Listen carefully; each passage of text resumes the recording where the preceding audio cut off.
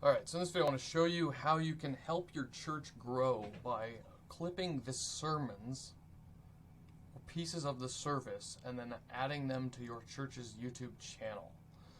So over the past few weeks, probably past month and a half, I've created shorts for my church's YouTube channel, and that's doubled in subscribers, going from roughly 90 subscribers to now over 200, so that's roughly 45 days in.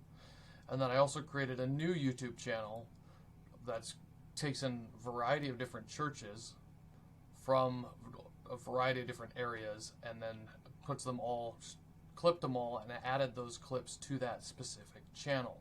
I used software like this to do that. So this is software called Minvo. I'll show you exactly how this works.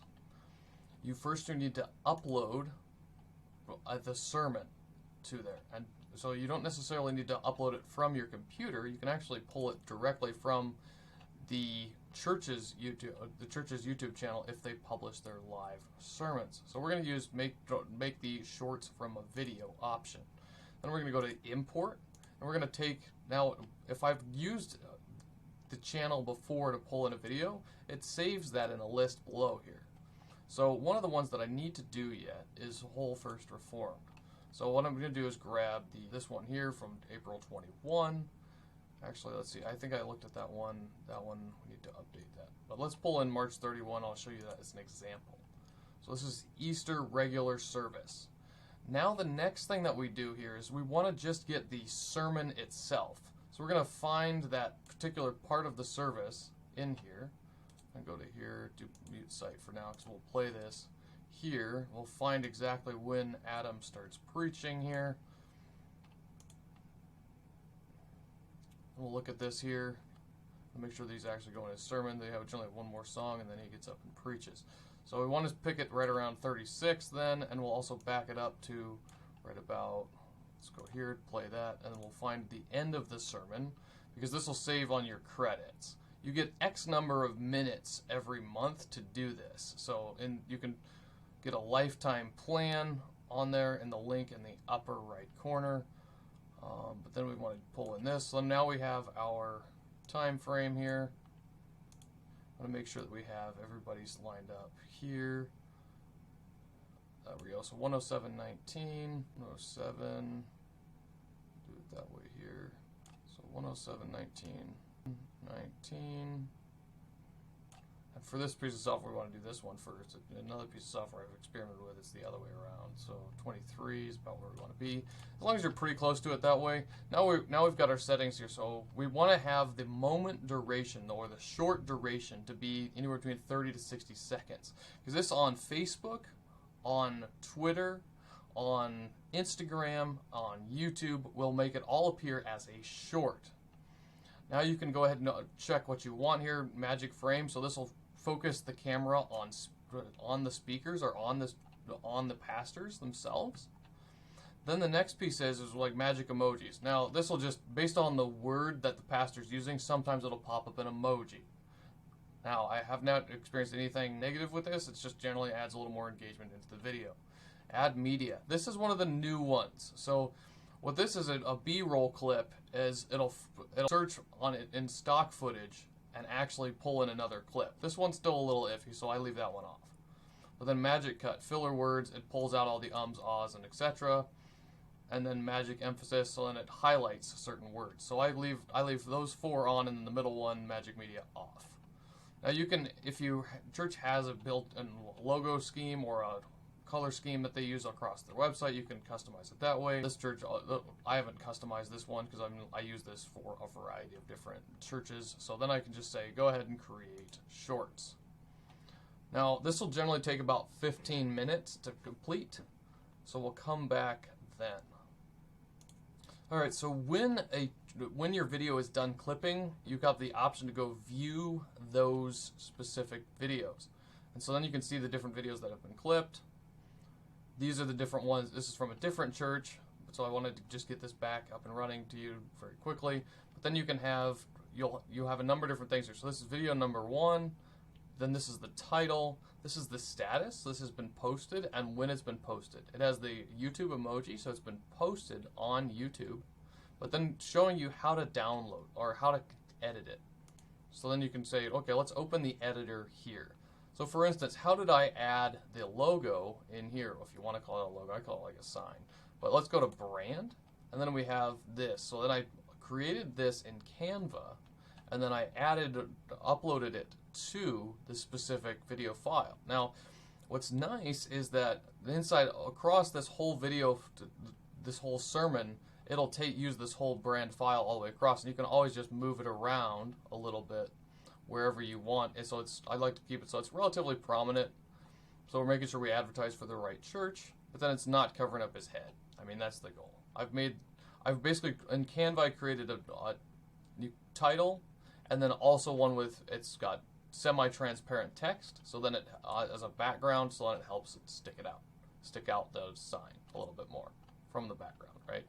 But then you can see here how this is so it transcribes the whole sermon, and then it breaks it up into clips using the transcription. So, and this is where you can say, okay, normal text, highlighted text, highlighted text, highlighted text, big text, small text. So it kind of makes the text a little more interesting. You can make it a little bit longer. You can add text above it, like if you wanted to add the title above it, you can. Or what you can do if you're not satisfied with this title, you can generate a new one with AI. So you can click on that, and it'll generate a new one. So it's like, okay, what do you want the title to be? We can just keep it a simple title here. And then using this text, it'll prompt the AI and say disconnected from fine, death script, or and then it's kind of boring, so we can go ahead and create a new one, make it an engaging question. So then we'll do that there, and then you can update the text however you'd like, and you're set up there. So then you can zoom in, you can make things, there's a bunch of different features inside this editor. This is why I like this tool over the other one, is because this gives us the ability to do all sorts of things inside the editor and make things exactly the way in which we want. You don't have to. Generally, the base settings are pretty good, but we want to make sure that we have the opportunity if we want. Now for captions, you can choose the different style of them. Like notice here, so you've got black and white, and then when it's on that specific word, it highlights it in yellow. Same thing here, but it's outlined in pink. Now this one just has a background of pink, so it helps it stick out. So then you can choose all these different types of, these are generally presets, but you can customize the colors, text, the font type. There's animation involved. You can say, okay, do we want to highlight the words? Sure. Or do you want to hide the words? You can make it however you want and make it as unique as you want here. So I can spend all day in this editor, but I'm not going to. I just wanted to show you the basic features of it and go on from there. You can add in if you have like an opener that you want to do. I don't do that for shorts because it cuts down on view time so much. But then if you wanted to add music as the background, I generally download a file of that particular background music onto my computer and upload it this way. So, but they also provide some stock royalty-free music here as well. So, all right, so go ahead and check out this software in the upper right corner. There'll be a button there, and you can go and check out how you can help grow your church that way. I want to end this on just showing the growth of the channels that I've used this on, so it'll kind of end with a note of inspiration. All right, so this is my church's YouTube channel, where you can see that I started uploading shorts in mid-March. We had an event at a local coffee shop, and I was like, oh, well, just throw some pieces of that up there, and that went really well. But then you can see that when you go across here in the analytics section of YouTube Studio, you can see that we published 7 different shorts there. Some of the pastor, some of children's church, whatnot. Then we got here, so we got our main live video that was published, and then we have our shorts that are generated here and added on there as well. I added a couple, one in the morning, one in the evening, so kind of ours looks like I added a lot on that one particular day there. So I kind of overloaded it with shorts. And what I found is generally YouTube is good for 2, maybe 3 shorts per day, and then the algorithm kind of dies out. But you experiment with that for yourself and figure out what that is. But as you can see here, we got a lot of shorts going out there. Then we kind of stabilized out for a while. Then we had a song practice time, so I was like, okay, we'll put in. I record these songs and then I can split those up and add those into the YouTube channel later on. But then for splitting those sermons, then you can see here these are the shorts particularly that we're talking about. And then you can see how we added a lot this one day, but then we go down to about 3, 2, so that brings us up to today. But overall, let's go to focus on the statistics for a second here of, if we look at this whole 90 days, this church's channel has been around probably for the last 5-10 years. And so we have 99, basically almost 1,000% more engagement or views since the last 90 days. We had more watch time, so 350, about the same as previous. So they don't add a ton of watch time, but then the bigger piece is we got a lot more attention, and we got 364% more subscribers than the previous 90 days. Now, if we look at here, we look at the last 28 days here. So 13,000 more than normal. So normal, we typically had about 1,000 views on our YouTube channel. Watch time, we had 56 more watch hours. We don't tend to see a ton more hours increase, again, because they're shorts, right? And people don't watch the whole thing often. But we did have 46 more subscribers in the last 28 days. So that was a lot of engagement and growth on that. So let's go to the other YouTube channel that I grew from scratch, and I'll show you that one as well. Alright, so this is the YouTube channel from scratch, Northwest Iowa Churches. This one is different because it doesn't have lives on it. It doesn't have the hour-long services. This is just purely short videos, generally under 2 minutes long. Most of them are under 60 seconds long. But this one here, you can see that over the last 28 days, we've had 200 hours of watch time. We had 61 plus subscribers on here. Now we just went over 84 subscribers here. We had 81 when I woke up this morning. But then you can see that we're regularly publishing. We started off kind of with 3, and then we doubled it up to 6 because I added a different church in here. Because we've got the American Reformed here. We've got Lutheran Church here. Then we've got a CRC church here, Christian Reformed Church.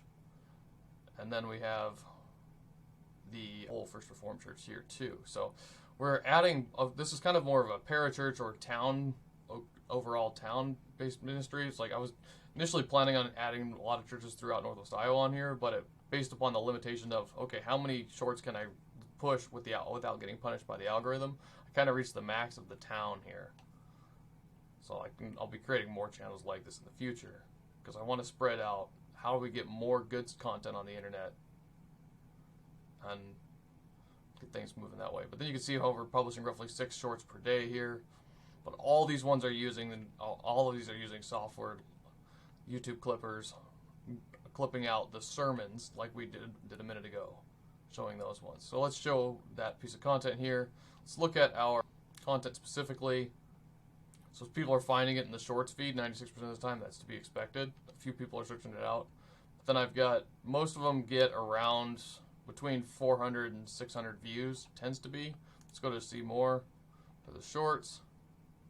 And you can see that, okay, this is a graph, so this is kind of overload of information here.